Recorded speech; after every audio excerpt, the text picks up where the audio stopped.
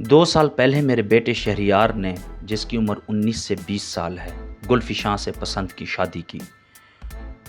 وہ اپنی بیوی کے اصرار پر اشرف کالونی بھلوال میں رہنے لگا۔ میرا بیٹا شہریار اکثر و بیشتر مجھ سے فون پر رابطہ کیا کرتا تھا۔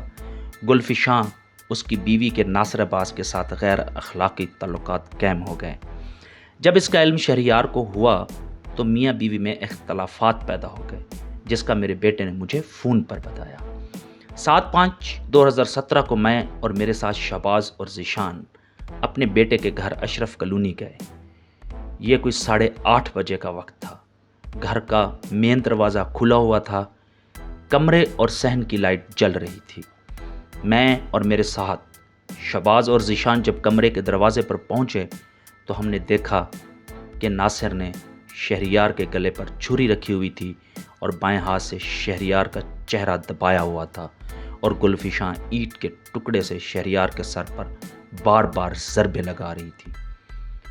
ہم نے شہریار کو بچانے کی کوشش کی، لیکن ناصر نے چھری ہماری طرف لہراتے ہوئے کہا کہ اگر کوئی آگے بڑھا تو اس کا حشر بھی شہریار والا ہوگا۔ ڈر کی وجہ سے ہم آگے نہ بڑھے۔ اس کے بعد ناصر نے گلفشاں سے اینٹ کا ٹکڑا لیا، ایک ہاتھ سے چھری ہماری طرف کرتے ہوئے شہریار کے سر پر ایک زور کی ضرب لگائی، جس سے شہریار کی موقع پر ہی موت ہو گئی، اور دونوں ملزمان گلفشاں اور ناصر موقع سے فرار ہو گئے۔ اس واقعے کی وجہ یہ ہے کہ 2 ماہ پہلے دونوں ملزمان میں غیر اخلاقی مراسم قائم ہو چکے تھے، جس کا پتہ جب شہریار کو لگا تو دونوں میں اختلافات شروع ہو گئے، جس کا بدلہ لینے کے لیے ملزمان نے شہریار کا قتل کر دیا۔ یہ وہ بیان، کہانی یا واقعہ ہے جو محمد ریاض شہریار مقتول کے باپ نے پولیس کو بتایا، جس پر مقدمہ درج ہوا۔ ملزمان گرفتار ہوئے اور تفتیش شروع ہو گئی۔ تفتیش مکمل ہونے کے بعد چلان عدالت میں پیش ہوا اور مقدمہ کی کارروائی شروع ہو گئی۔ ملزمان پر فرد جرم عائد ہوا، لیکن ملزمان نے اپنے آپ کو بے گناہ کہا۔ اس کیس کو ثابت کرنے کے لیے پراسیکیوشن یعنی استغاثہ نے 12 گواہ پیش کیے۔ سیشن کورٹ نے 2/10/2018 کو دونوں ملزمان کو شہریار کے قتل کا قصوروار سمجھتے ہوئے زیر دفعہ 302 تعزیرات پاکستان کے تحت عمر قید اور 7 جرمانے کی سزا سنا دی۔ کیونکہ دونوں ملزمان خود کو بے گناہ سمجھتے تھے، اس لیے انہوں نے ہائی کورٹ میں اپیل دائر کر دی۔ ہم آپ کے لیے لاتے ہیں قتل، قانون اور انصاف کی سچی کہانیاں۔ ہم آپ کو بتاتے ہیں کارپوریٹ لا، ٹریڈ مارک، ٹیک لا کے دلچسپ واقعات۔ آپ کو سناتے ہیں دنیا میں دلچسپ مقدمات کی رودات۔ یہ سب جاننے کے لیے ہمارے چینل کو سبسکرائب کریں، کیونکہ ignorance of law is no excuse. High court میں بحث کے دوران ملزمان نے عدالت کے سامنے کچھ اس طرح دلائل دیے کہ ملزمان بالکل بے قصور ہیں اور انہیں جان بوجھ کر پولیس کے ساتھ مل کر اس مقدمے میں پھنسایا گیا ہے۔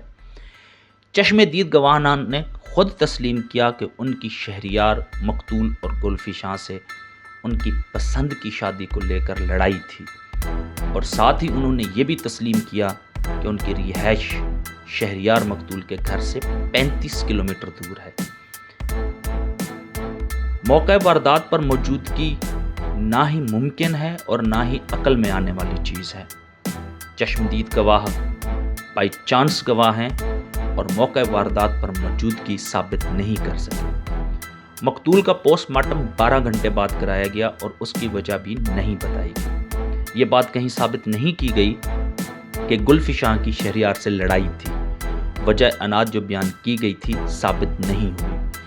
ملزمان سے آلہ قتل کی برآمدگی بھی جھوٹ کا پلندہ ہے، کیونکہ چشمدید گواہ ذیشان نے خود کہا تھا کہ ملزمان نے روڑا اور چھری وہیں پھینک دی تھی، لیکن بعد میں مقدمہ میں یہ ظاہر کیا گیا کہ آلہ قتل ملزم سے برآمد کیا گیا ہے۔ مدعی اپنا کیس بغیر کسی شک و شبہ کے ثابت کرنے میں ناکام رہا، اس لیے عدالت سے گزارش ہے کہ اپیل منظور کی جائے اور ملزمان کو رہا کیا جائے۔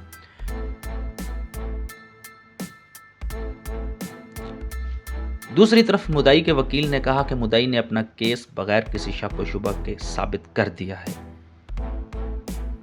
اسی لیے ملزمان کو سیشن جج نے سزا سنائی۔ ملزمان مدعی کی کوئی بدنیتی ثابت نہیں کر سکے کہ کس وجہ سے مدعی نے ان پر مقدمہ کرایا۔ سر پر لگے زخم روڑا کے تھے، یہ میڈیکل شہادت سے ثابت ہو چکا ہے۔ چشمدید گواہان پر ایک لمبی اور سخت جرح کی گئی، لیکن ان شہادت میں کوئی شک پیدا نہیں ہو سکا۔ چشمدید گواہان کی موجودگی موقع واردات پر ثابت ہوتی ہے اور اس کی تائید ملزمان سے چھری اور روڑا کی برآمدگی سے ہوتی ہے۔ شہادت میں معمولی سی غلطی کہ ذیشان نے کہا تھا ملزمان نے چھری وہیں پھینک دی تھی سے کوئی فرق نہیں پڑتا، کیونکہ شہادت واردات سے بہت عرصہ بعد ریکارڈ کرائی گئی تھی، اس لیے معمولی سی غلطی کا فائدہ ملزمان کو نہیں دیا جا سکتا۔ دونوں وکلاء کی بحث سننے کے بعد اور معائنہ مثل کرتے ہوئے ریکارڈ پر موجود تمام شہادتوں، زبانی اور دستاویزی کو مد نظر رکھتے ہوئے عدالت عالیہ اس نتیجے پر پہنچی کہ مدعی مقدمہ کے مطابق یہ واقعہ 7/5/2017 کو رات 8:30 پر ہوا اور رات 11 بجے پرچہ درج ہو گیا، لیکن مقتول شہریار کا پوسٹ مارٹم اگلے دن 8:30 بجے ہوا۔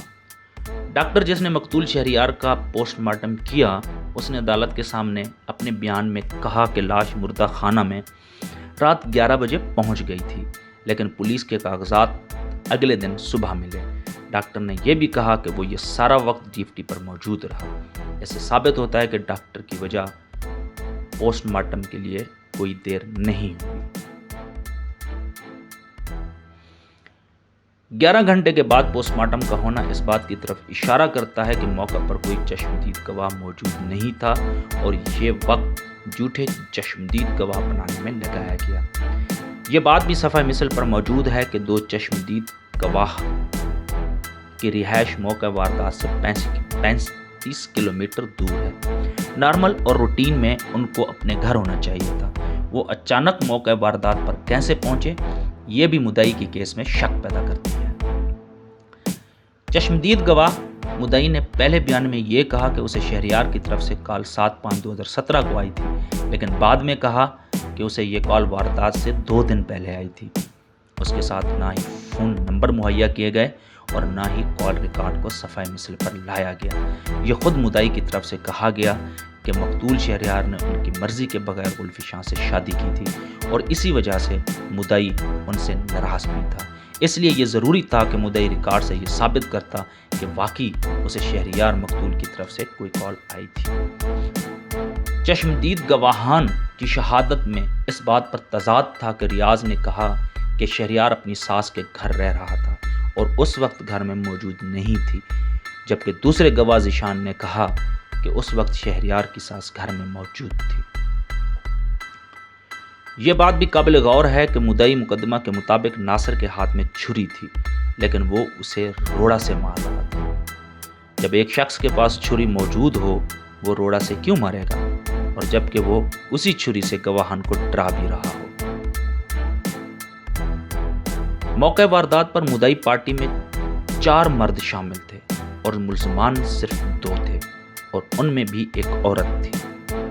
چشمدید گواہ کے مطابق آخر میں وہی چھری بھی ناصر نے پھینک دی۔ یہ 4 لوگ ہر طرح سے ملزم سے زیادہ طاقتور تھے، لیکن وہ مقتول کو بس قتل ہوتے دیکھتے رہے اور اسے بچانے کی کوئی کوشش نہیں کی۔ میڈیکل رپورٹ کے مطابق مقتول کے سر پر 13 زخم تھے۔ اتنے زخم لگانے میں زیادہ وقت لگا ہوگا۔ مدعی کے پاس کافی وقت تھا کہ وہ شہریار کو بچا سکے، لیکن اس نے ایسا نہیں کیا۔ مدعی کی کہانی شکوک و شبہات سے بھرپور ہے اور اس بنیاد پر ملزمان کو سزا نہیں دی جا سکتی۔ عدالت نے دونوں ملزمان ناصر اور گلفی شاہ کو بے گناہ قرار دیتے ہوئے فوری رہائی کا حکم سنا۔ آپ کو یہ قتل کی سچی کہانی اور عدالت کی سچی کارروائیاں کیسے لگی؟ کامنٹ سیکشن میں ضرور بتائیے گا۔ اس کے ساتھ آپ سے گزارش ہے کہ میری اس ویڈیو کو لائک کریں اور میرے چینل کو سبسکرائب کریں۔